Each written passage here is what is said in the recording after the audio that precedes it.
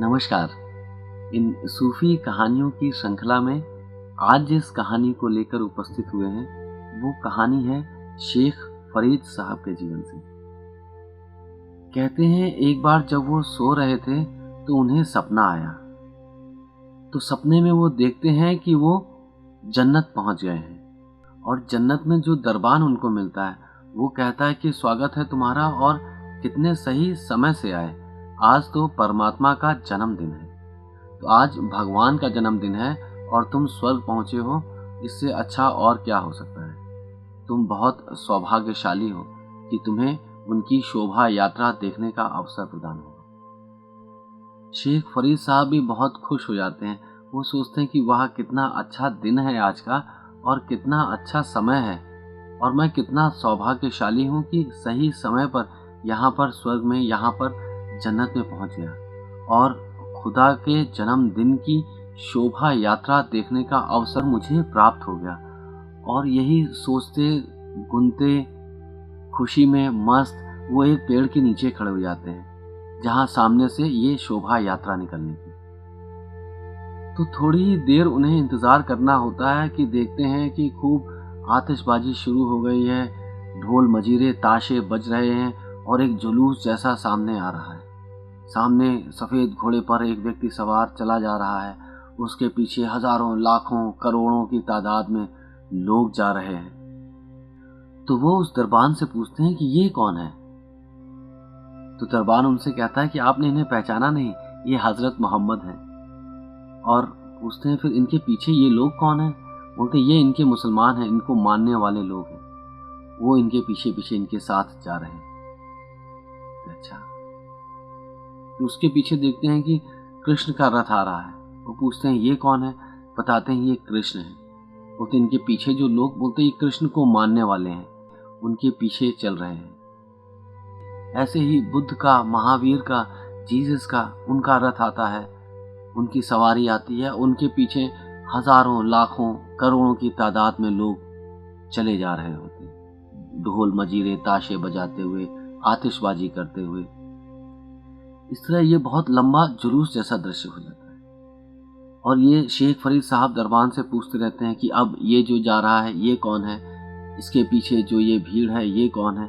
इस तरीके से सबके बारे में जानकारी लेते रहते हैं और देख रहे होते हैं कि कैसे सब लोगों की शोभा यात्रा जा रही है। फिर जब सब लोग जा चुके होते हैं तब ये देखते हैं कि पीछे गधे में एक बूढ़ा व्यक्ति अकेला जा रहा है, उसके पीछे कोई भी नहीं।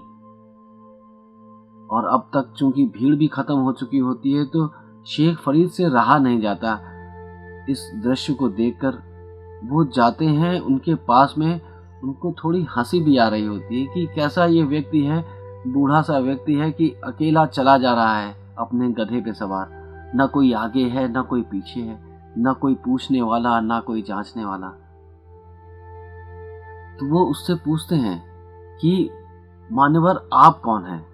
अभी तक तो इतने लोग मैंने देखे जिनके पीछे हजारों लाखों की तादाद में लोग भी जा रहे थे, लेकिन आप हैं कि आप अकेले हैं, कोई चमक धमक भी नहीं, कोई साजो सामान भी नहीं, कोई आतिशबाजी नहीं, ढोल ताशे नहीं, ना कोई आपके पीछे चल रहा है। तो बूढ़ा व्यक्ति शेख फरीद को देखता है और मुस्कुरा के कहता है कि मैं भगवान हूं। और देखते हो लोग तो उनके पीछे चल रहे हैं जिन्होंने मुझे खोजा था, लेकिन मेरे पीछे चलने को कोई राजी नहीं। और कहते हैं शेख फरीद की नींद तुरंत खुल गई और उस दिन उन्होंने अपने शिष्यों को सुबह सुबह बुलाया और ऐलान कर दिया कि अब आज से मैं मुसलमान नहीं रहा।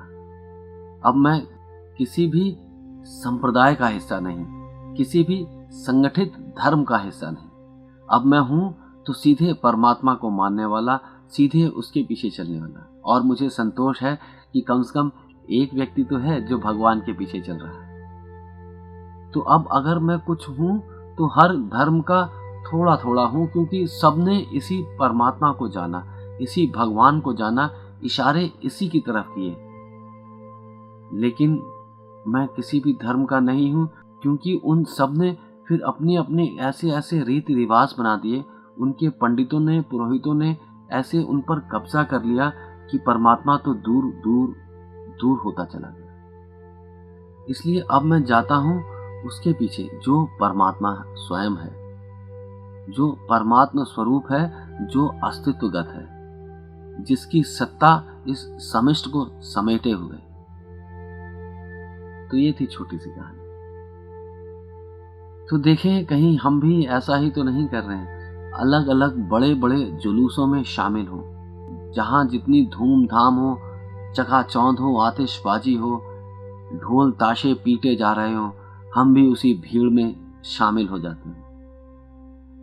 और अगर ऐसी भीड़ में शामिल हो रहे हैं, मान लें कि हम कम से कम भगवान के पीछे तो नहीं चल रहे। हाँ, अगर चल रहे हैं तो भीड़ के पीछे चल रहे हैं और हमें खुद पता नहीं कि ये भीड़ हमें कहाँ ले जाएगी।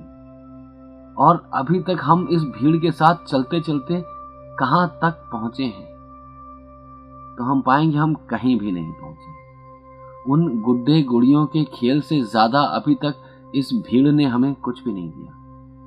और चूंकि ये गुड्डे गुड़ियों का रंग हर संगठित धर्म के रंगों में अलग अलग हो जाता है, ये गुड्डे गुड़ियां कहीं कुछ हो जाते हैं, कहीं कुछ हो जाते हैं, और फिर इन्हें बचाने के लिए झगड़े होते हैं, फसाद होते हैं। लोग आपस में लड़ने लगते हैं धर्म के नाम पर, और उस धर्म के नाम पर जिसमें हर धर्म में किसी भी कोने में चले जाएं इस संसार के, हर धर्म ने यही शिक्षा दी कि शांति सबसे ऊपर है, प्रेम सबसे ऊपर है, करुणा सबसे ऊपर है। तो जब हर धर्म यही शिक्षा दे रहा है, तो उसके मानने वाले इतना झगड़ा कैसे कर लेते हैं? इतना कत्ल गारत, हत्याएं, लूट खसोट, ये सब उसी धर्म को मानने वाले कैसे कर देते हैं, जबकि वो धर्म उन्हें सिखा रहा है शांति का पाठ। तो लगता है कहीं कुछ भूल हो रही है, कहीं कुछ गलती हो रही है। हमारी आंखों के सामने कई और रंगों के चश्मे चढ़ा दिए गए, जिनके कारण हम सीधे देख नहीं पा रहे हैं कि जो शांति की यात्रा है उसमें इतनी हिंसा कैसे हो सकती, इतना खून बहा के शांति कैसे हासिल हो। तो देखें, गौर करें कि कहीं हम दूसरे धर्म को मानने वाले के दुश्मन तो नहीं, हम उसे दुश्मन की तरह तो नहीं देखते, हमारे बीच में कहीं हिंसा, घृणा, वैमनस्य ये तो नहीं पल रहा। अगर ये फल फूल रहा है तो हम धार्मिक तो नहीं, कम से कम हम उस धर्म के भी नहीं जिसे हम मानने का दावा करते हैं, क्योंकि संदेश तो उसने भी शांति का ही दिया। तो जरूरत है आज फिर हमें एक बार गौर से देख लेने की कि हम भीड़ के पीछे चलते हैं या फिर वाकई हमें भगवान की कुछ खोज है, उसकी प्यास है, और हमारे भीतर उसके जो गुण छिपे हुए हैं वो उद्घाटित हों।